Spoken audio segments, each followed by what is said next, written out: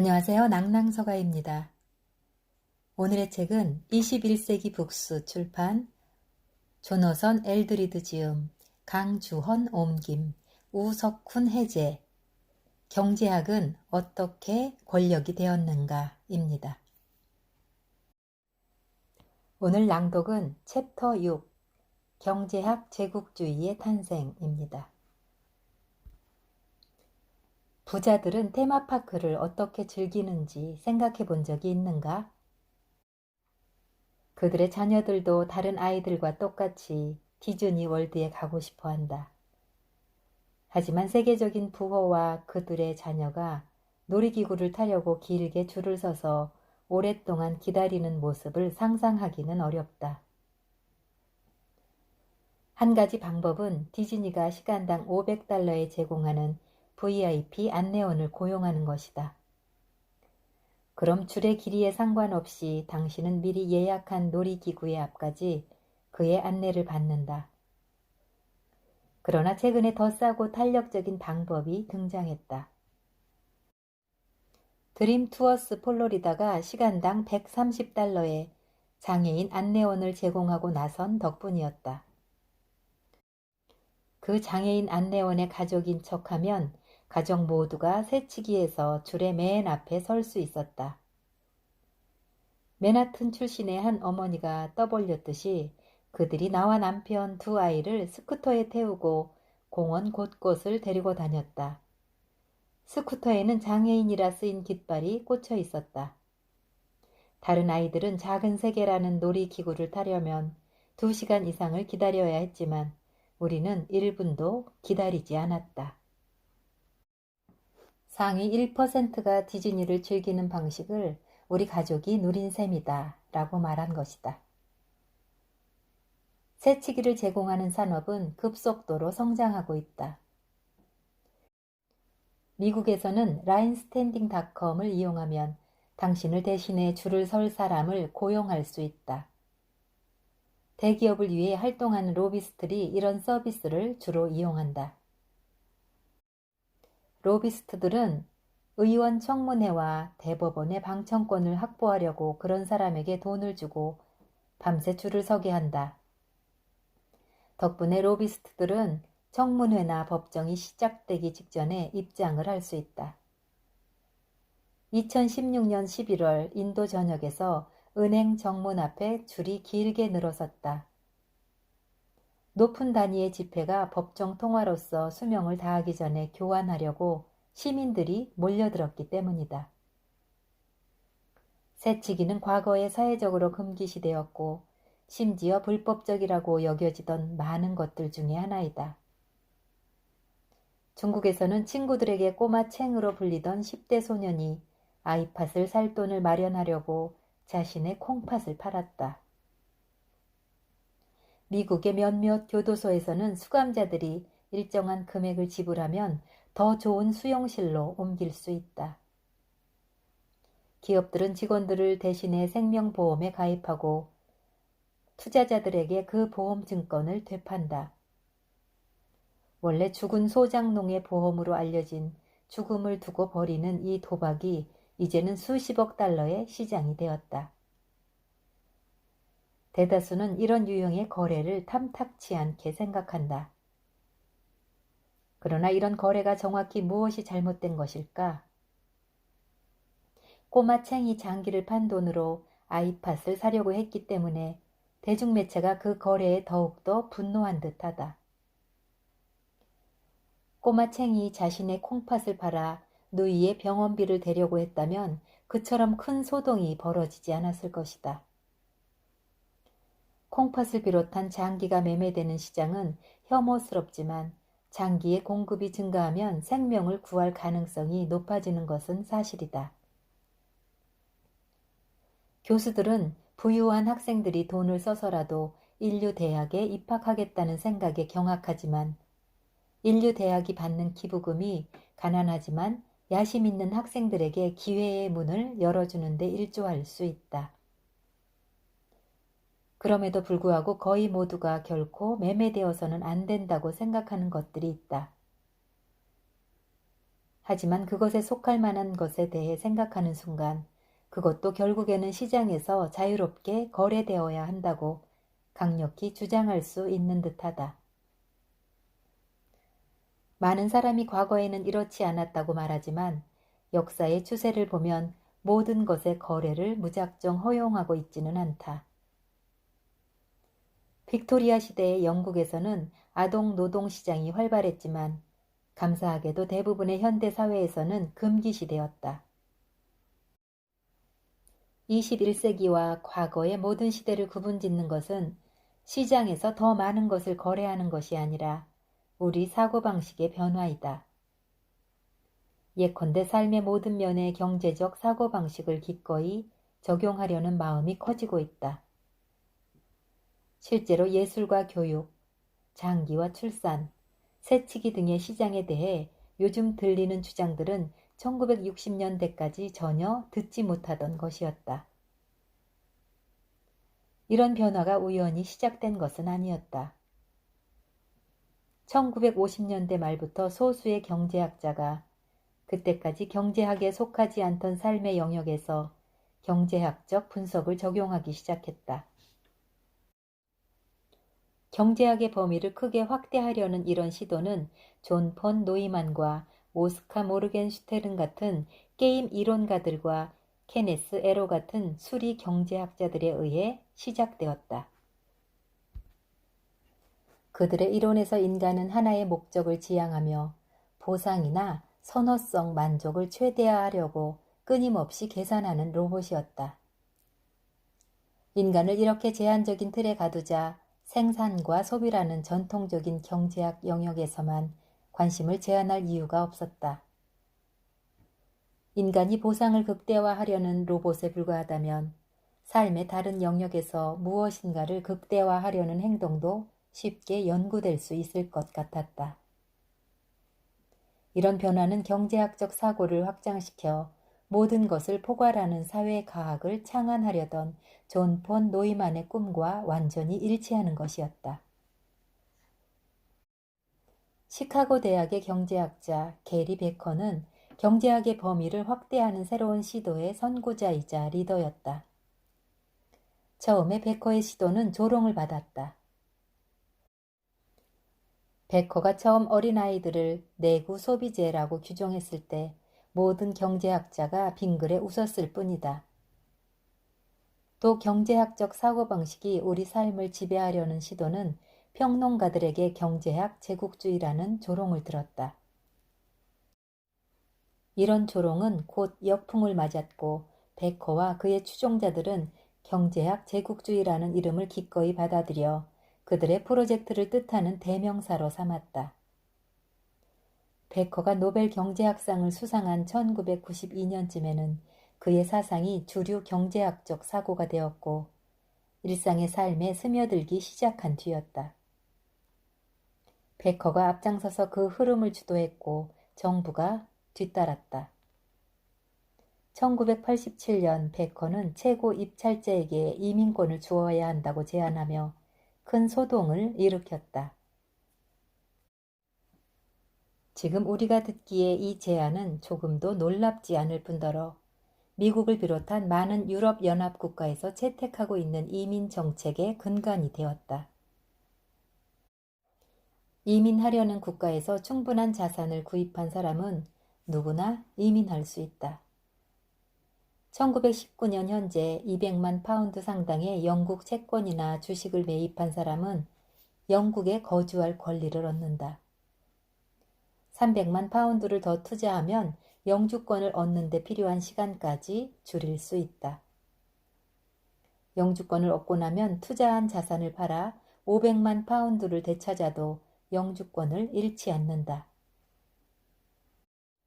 정부가 개인을 과보호하거나 개인의 선택을 간섭한다는 뜻으로 영국 보수당 의원인 이언 맥클라우드가 1965년 처음 사용한 용어인 보모 국가에 대해 아련한 기억을 지닌 40이 넘긴 많은 사람들에게 자유시장은 일종의 투표 집계기처럼 신나는 자유를 보장할 것처럼 보일 수도 있다. 또 우리가 원하는 것을 우리에게 줄 것 같기도 하다. 여하튼 더 많은 자유를 주면 기꺼이 더 많은 돈을 지불할 생각도 있었다. 그러나 경제적 사고방식과는 어디에서 선을 그어야 할까? 범세계적으로 보면 우리는 말라리아 퇴치보다 주름 방지에 더 많은 돈을 쓰고 있다. 주름 방지가 더 중요하다는 뜻일까? 유능한 로비스트와 법률가를 고용할 정도의 자금력을 지닌 사람만이 정치체계와 법체계에 유의미하게 접근할 수가 있다면 이런 현상이 민주주의와 정의에 무엇을 의미할까? 경제적 사고방식이 적용되는 범위가 수십 년 전부터 극적으로 급속히 확대되었다는 사실을 고려하면 경제적 사고방식이 앞으로 우리를 어디까지 끌고 갈까? 가격이 가치의 올바른 척도라는 가정이 우리 머릿속에 깊이 파고들었고 우리는 이 가정이 불과 한 세대 전에 우리 사고방식과 완전히 동떨어져 있다는 사실을 잊고 지냈다. 고등교육을 예로 들어보자. 여기에서도 과거와의 결정적인 단절을 야기한 것은 게리 베커의 이론이었다. 베커는 오늘날 우리에게 익숙한 인간 자본이란 개념을 만들어낸 주역이었다. 요즘에는 자신에게 투자하고 자신을 마케팅하며 자신을 금융 자산으로 정의하는 게 조금도 이상하게 들리지 않는다. 이런 생각에서 베커는 홍당무부터 콩팥까지 모든 것이 그렇듯이 대학 입학 자격도 최고 입찰자에게 주어져야 한다고 주장했다. 대학 입학 자격을 매매할 때 인간 자본에 기대되는 이익을 누구보다 잠재적 학생이 잘 알고 있다. 따라서 베커는 입학 자격을 경매할 때 사회 전반에서 인간 자본의 이득이 극대화된다고 추론했다. 장기의 매매에 대해서도 그랬듯이 우리는 공정성을 이유로 이 시장도 반대할 수 있다. 가난한 사람보다 부자가 콩팥에 접근할 가능성이 높듯이 대학에 입학할 가능성도 높다. 그러나 우리가 불공정에 대해 개의치 않는다고 가정해보자. 혹은 노르웨이처럼 불평등이 상대적으로 적은 국가에서 살고 있다고 해보자. 그래도 대학 입학 자격을 최고 입찰자에게 판매하는 관습에 대해 여전히 불안할 수 있다. 우리는 이런 불안이 정당한 것일까? 그렇다. 입학 자격의 판매는 대학 교육의 본질에서 벗어나기 때문이다. 물론 대학 교육의 정확한 목적에 대해서는 의견이 다를 수 있지만 입학 자격은 적합한 능력과 관심과 지식을 가진 지원자에게 주어져야 한다는 일반적인 합의가 있다. 이것은 교육은 시장에 기초한 가치 판정보다 고유한 내재적 가치가 더 중요하다는 사실을 우리에게 다시 일깨워준다. 능력과 관심과 지식이란 내재적 가치 중 어떤 것도 학생이 입학 자격을 얻기 위해 기꺼이 지불하려는 액수로 측정할 수 없다. 대학 교육을 위해 많은 돈을 지불하는 몇몇 학생은 좋은 학위나 성적을 돈으로 사는 것이라 생각하겠지만 그런 생각은 명백히 잘못된 것이다. 최종적인 성적은 돈이 아니라 학생의 성과라는 내재적 가치로 결정되기 때문이다. 우리가 학생을 선발하고 평가하는데 시장 가치를 사용한다면 그에 기반한 교육은 더 이상 교육이 아니다.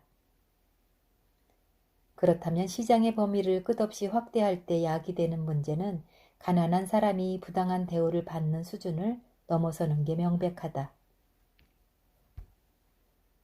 당신이 가난하지 않은데도 시장의 제약을 옹호한다면 그런 마음은 당신의 이타심에서 비롯된 것이다. 가난한 사람이 원칙적으로 배제되지 않도록 당신이 선택의 자유를 포기한 것이기 때문이다. 그러나 취약하고 가난하며 무력한 사람을 보호해야 한다는 명제는 그렇지 않은 사람에게도 도움이 된다는 점에서 흥미롭다. 1912년 타이타닉호가 침몰했을 때 1등식 승객을 위한 구명정은 충분했다. 하지만 3등실 승객들은 배와 함께 수장되는 수밖에 없었다. 이제는 이런 상황이 용납되지 않는다. 위험을 무릅쓰고 기꺼이 바다에서 살아가지만 안전한 배를 구입할 여유가 없는 사람들에게 구명정이 없는 더 싼 배를 선택할 기회가 박탈되는 것은 아니다. 또 구명정이 있는 객실을 구입할 여유가 없는 사람과 그런 여유가 있는 사람은 같은 배로 여행하지 않아야 한다. 위의 말에 동의하든 동의하지 않든 여기에는 몇 가지 놀라운 점이 있다. 도덕적 딜레마에 대해 깊이 사색하는 철학자가 아니라 실용주의자이던 토머스 셀링이 이렇게 말했다는 것이 무엇보다 놀랍다. 셀링은 일부 승객이 경제적인 여유가 없더라도 모든 승객이 구명정의 혜택을 누릴 수 있어야 한다는 주장으로 시작한다. 하지만 우리가 그 이상의 부분까지 똑같은 요구를 할 수는 없다고 덧붙인다. 많은 상황에서 손님이 지불하는 돈에 따라 안전 수준이 달라지는 것이 인정된다. 예컨대 어떤 사람은 더 안전하고 더 값비싼 자동차를 구입하지만 그렇지 않은 사람도 있다. 따라서 흥미롭게도 셀링은 우리가 가난한 사람들을 돌봐줄 의무가 없는 한 가난한 사람들에게 덜 안전한 쪽을 선택할 수 있게 해주어야 한다고 제안한다. 이런 제안은 인류라는 동반자를 노골적으로 무시하도록 허용하는 것 같지만 셀링의 진심은 달랐던 듯하다. 예컨대 당신이 3등실 승객을 위한 구명정이 없는 침몰하는 배에 있다고 해보자. 사회가 그런 배의 운항을 허용했더라도 3등실 승객들은 자신들의 공간을 마련해 달라고 항의하거나 간절히 호소할 수 있다. 하지만 구명정마저 침몰하는 걸 막으려면 부자들은 가난한 사람을 구명정 밖으로 밀어내야 할 것이다. 극단적으로 불평등한 사회가 대략 이런 모습일 것이다. 시장사회에서 양측이 극단적으로 불평등한 조건 하에서 거래한다면 그 결과가 가난한 사람에게는 끔찍할 것이고 부자에게도 적잖게 괴로울 것이다. 셀링은 실용주의자답게 사회에서 형편이 더 나은 사람들의 자기 이익 추구를 인정하면서도 극단적인 불평등을 예방하는 방법을 제안한 것이다. 우리는 물론 더 나은 사회를 향해 나아갈 수 있다.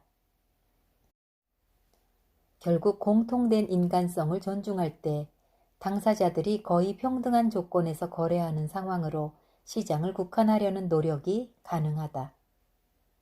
달리 말하면 취약하고 가난하며 무력한 사람이 존중받을 때 바람직한 거래가 가능하다. 그러나 우리가 극단적인 불평등을 해소할 수 없다면 극단적으로 불평등한 사람들 간의 거래를 용납하는 것보다 그런 시장을 차라리 금지하는 것이 최선일 수 있다. 합리적이고 경제적으로 생각하면 모든 행동이 설명되고 정당화된다는 경제 제국주의자들의 편협한 견해를 비판하며 우리는 먼 길을 달려왔다. 과거에 폰 노이만이 그랬듯이 베커도 완전한 사회과학을 만들어 보려 시도했지만 결국 실패하고 말았다. 그러나 경제 제국주의의 지속적인 영향을 고려할 때 몇몇 오래된 진실을 되살려야 할 필요가 있다. 시장에서 매매되어야 하는 것을 결정할 때는 경제적 문제만이 아니라 도덕적인 문제도 제기된다. 또한 이 둘의 경계를 명확히 구분하기도 쉽지 않다. 시장은 거래되는 것의 성격을 바꿀 수 있다. 성 관련 시장에서는 거래되는 것이 명확하지만 고등교육 시장에서는 그만큼 명확하지는 않다. 물론 가격이 가치의 올바른 척도가 아니다. 그 사이에 경제 제국주의가 초래한 피해는 지금도 계속되고 있다. 2016년 폭스바겐이 디젤 자동차의 배출가스를 조직적으로 조작했다는 사실이 밝혀졌다. 깨끗한 평판을 누리던 폭스바겐이라는 기업에서 들려온 소식이어서 더욱더 충격이었다. 그러나 나쁜 행동에 대한 면허증을 쉽게 구할 수 있을 때 기업이 부정한 짓을 하는 것은 조금도 놀랍지 않다. 범죄가 도덕적으로 잘못된 짓이라는 것을 이해하지 못하는 베커의 사고방식과 기업의 유일한 책임은 이익을 극대화하는 것이란 프리드먼의 고집을 결합하면 못할 짓이 없다. 앞으로도 얼마나 더 많은 기업계의 지도자와 정치인, 그 밖의 권력자가 경제 제국주의자들로부터 그렇게 들었기 때문이라고 변명할까? 네, 감사합니다. 지금까지 21세기 북스 출판, 조너선 엘드리드 지음, 강주원 옮김, 우석훈 해제의 경제학은 어떻게 권력이 되었는가 일부 챕터를 낭독하였습니다. 낭낭서가였습니다.